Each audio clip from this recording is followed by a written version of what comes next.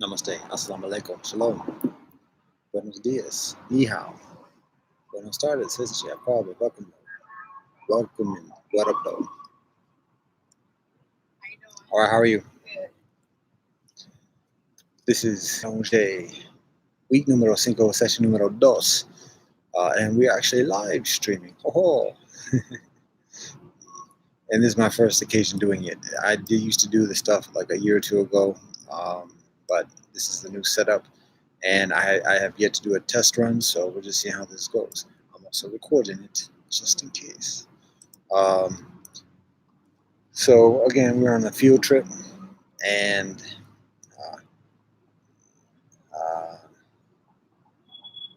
actually the live chat setup is comparatively easy compared to what it was before in terms of getting whatever is called software for doing this and the other streaming software and stuff like that. So this is simple. It's actually basically like what the Google Hangouts used to be. Rather than getting into all that, I'm going to share a topic for today. Now, this one is a little bit racy, but relevant. And I share it particularly because the resonance, but also because it's a convo. It's a continuation of a convo that's begun in the vicinity of where I am at the moment. So a while ago, I have a conversation with some young brethren at a local university, and in that conversation, one of the brethren mentions a recent fair is the wrong word for it, but like an event. There was like tables and displays and stuff like that, and different things being advocated and topics of discussion. And amidst this, one of the tables talks about sex on campus and sex being consensual, and then also having safe sex, utilizing protection. And so we start talking about what that is, what that's about. And so the conversation is actually interrupted. It was actually an ongoing conversation, and amidst that process, there was an interruption. And so I abstained from saying everything that I had to say in that convo. And so I say it here because it's been a while since we do that, and since I see the young brethren as I usually do previously. So I just share the convo again because this is event, particularly within our Mélangé experience, and I can articulate it further on that. Also being mindful of time because I got the joint later on this afternoon as well. So obviously, consensual sex, of course, or sex being consensual, that's a no. Safe sex is an interesting consideration because sex is not dangerous when it's done right, and that's the important consideration. So first of all, when we talk about that, these are like that's the whole notion about consensual and safe sex. It's a very low bar. It's a very low minimum or a requirement when it comes to having sex, and it's like a woefully low bar. It's a woefully low threshold, and there's so many additional considerations for it to be increasingly healthy, and that's a consideration: healthy sex. So before we get into what that is, first we say about what not to do. So first of all, consensual. Of course, a man forces himself on a woman forces himself on a man. Wrong. And it's not just like a slap on the wrist wrong. It's like it's murderous. It's torturous. Literally, it's as bad, if not worse, than murder and torture. Right? And so don't do it. Date rape, this and the other, not. So, and that's a whole conversation about the conditions and the circumstances and how to avoid that and how to recognize it. And additionally, but ultimately, it's just like obviously no. And that's me being Captain Obvious on that. But it's appropriate to say that. And all the different scenarios of it being like of a man sneaking a woman into his place and taking advantage of her, utilizing drugs, alcohol, this, that, and the other, telling lies or whatever else, all wrong. So that's that. Now we get into the safe sex thing. Here's the thing about it. Again, sex is not dangerous.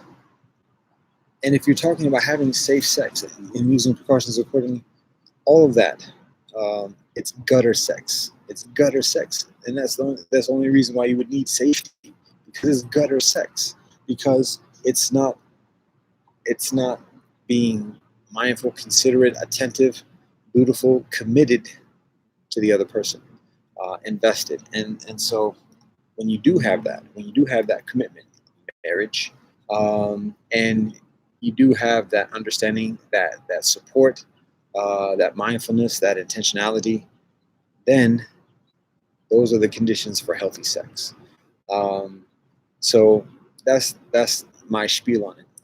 Again, if it's not committed, if it's not committal, if it's not in marriage, if the two people, a man and a woman, do not have a lifelong commitment to be with each other for life, it's gutter sex. It's gutter. It's garbage. It's pure self gratification, indulgence, whether it's physical, whether it's emotional. You can call it spiritual or otherwise. It's just using each other to please oneself. Plain and simple. I ain't being high and mighty about this, because I've been guilty of that myself, in previous years, until I learn better, and see it for what it is.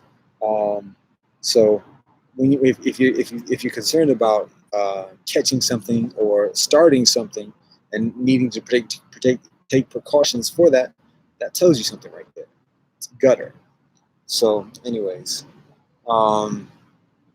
and that might seem like a rather socioeconomic, pejorative term, gutter. Um, we can have that conversation as well. You get the gist of what I'm saying. You can call it toxic if that makes you feel better. So, anyways, gutter. So, healthy. Again, life committed. It's a matter of being supportive, being committed, being prepared, and bringing life into this universe. Being in relationship, and being in relationship with each other's relationships, being supported, uh, and sanctioned, meaning recognized and approved. The relationship between the man and the woman being approved by their respective relationship. That's family, that's community, elders, and additionally, sanctioning, approving, giving,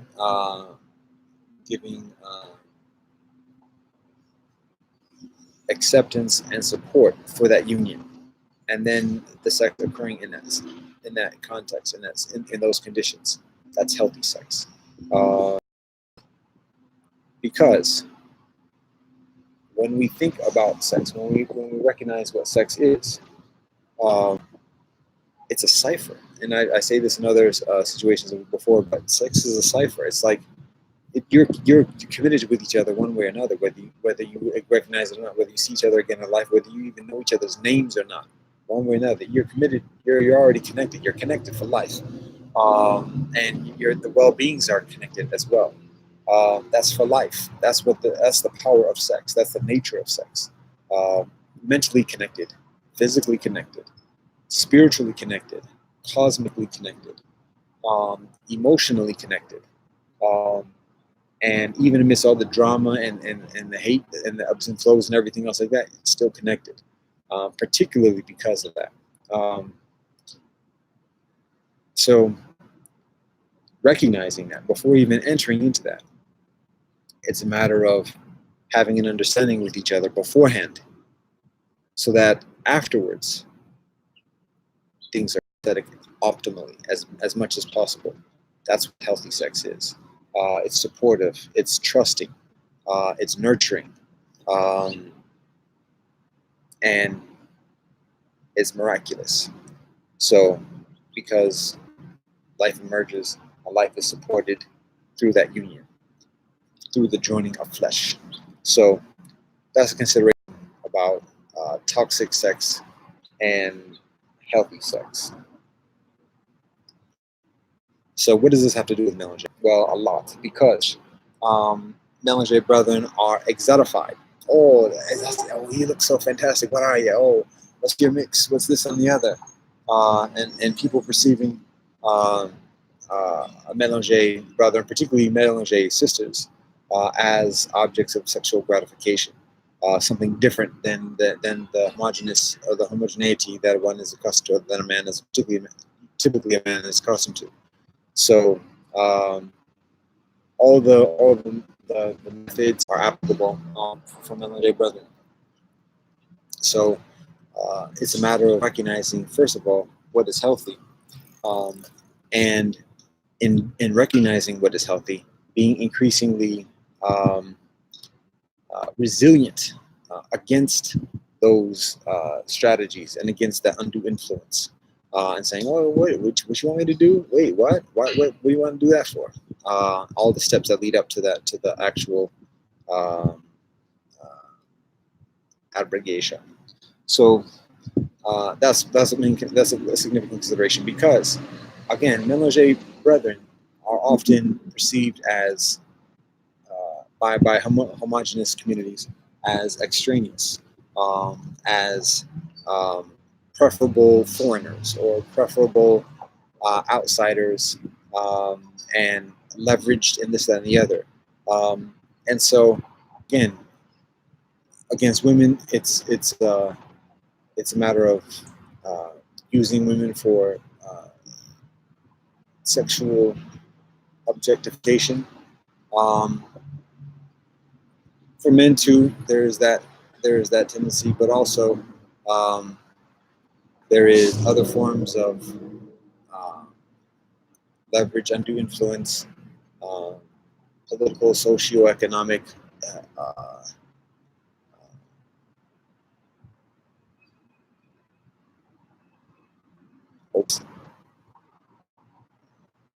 reverberations when it comes to uh, the marital relationship between a man and a woman, but also the general relationship. So, what else does it got to do with managing?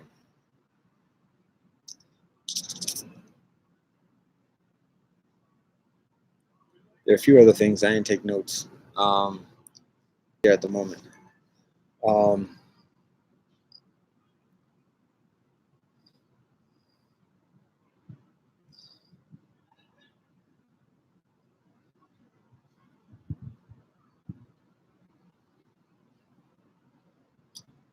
I'll share another thing when we talk about sex. Uh, what I've described particularly pertains to, or significantly pertains to, interaction between direct physical interaction between a man and a woman. That's not the limit of it, though. It also exists in pornography and masturbation and additional experiences or acts of sexual uh, activity. Um, still that cipher effect. It may be somewhat muted. It's still there though, and again, it's life, and it affects an individual emotionally, physically, spiritually, mentally, comprehensively, and so that's something to be mindful of as well, and to be mindful of the cause and effect, the harms that are caused in that behavior, all around for everybody involved, from the towards the audience. It just unconnected. It says your connection is unstable. Oh, did you not like what I just said? Now it's resuming. So to the audience, to the people, to the viewers, the voyeurs, doing it, it's harm all around. It's unhealthy. It's toxic. So it's a matter of recognizing it and knowing what is healthy and progressing accordingly. I'm talking in circles a little bit at this moment. I'm rambling a little bit. I got about maybe like 5 minutes to share. So I'm just trying to think if there's anything else. There are a lot of things actually that build from this and why to explain the relevance, but it's difficult to sum it up in single minutes. Some other points. I'll share this other thing, Mélangé. Um, Contemporarily, within the past couple of decades, as Mélangé becomes increasingly a thing, and people identify this, and communities organize around this, particularly in the West, particularly in here on Turtle Island, there is what I observe as a very proximate or very close linkage between the Mélangé movement and advocacy and liberal politics, particularly LGBTQ and liberal sexual um, identity. And it being kind of categorized as kind of an individual right, and the whole Mélangé experience being pigeonholed within some notion of individual liberty, just like having sex with who one wants to have sex with. It's very important to distinguish the two from each other. Very fundamentally different. And it's an example of the Eurocentric, xenophobic, patronizing, um, uh, oppressive tendencies of just labeling something as other in the category of other, and then treating it just like anything else, and then giving preferable treatment to the other LGBTQ that is increasingly similar to what's perceived as the homogenous norm, Eurocentricity. And so an LGBTQ, a Eurocentric LGBTQ person is perceived as increasingly proximate to the Eurocentric homogeneity compared to a Mélangé person, typically. And thus, there's favoritism. Put them all in the same category, apply the same policies, the same rewards, the same initiatives and investments, predicated on the same thing, inclusivity. Oh, we like you. You can be part of us as long as you do what we say. And then, but still providing favorable treatment and recognizing increased proximity with um, the phenotype that is increasingly similar to the Eurocentric norm. And it's not just limited to Eurocentricity. This can be applicable to other ethnicities as well. It's just very prominent within Western civilization, i.e., Eurocentric uh, society. So, right. And to be honest, in other societies, LGBTQ is very severely admonished and even violently admonished, and I don't advocate that either.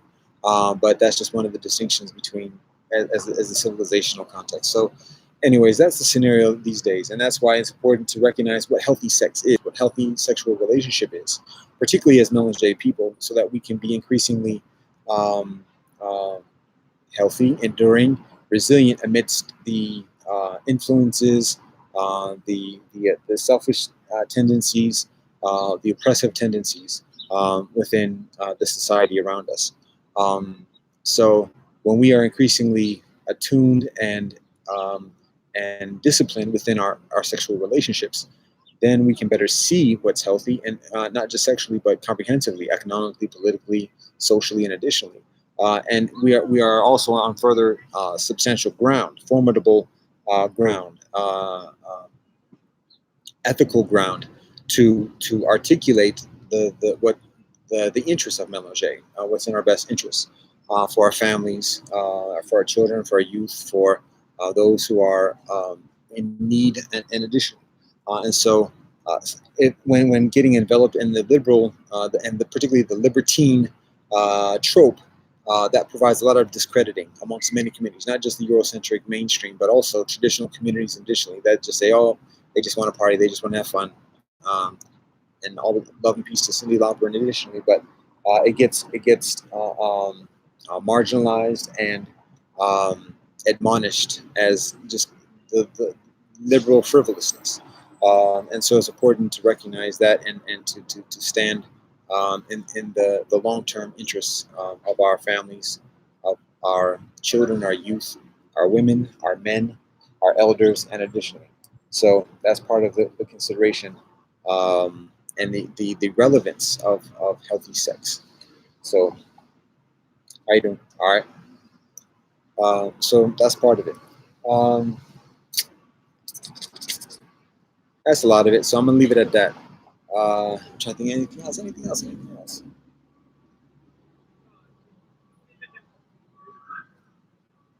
That's a lot of topics at the moment. So I'm gonna leave it at that. Namaste. Assalamu alaikum. Shalom. Zaijian. Adios. Take care. Who's something that else? Little friend. I love. Peace. All right. And then he was like, I was gonna maybe stop by.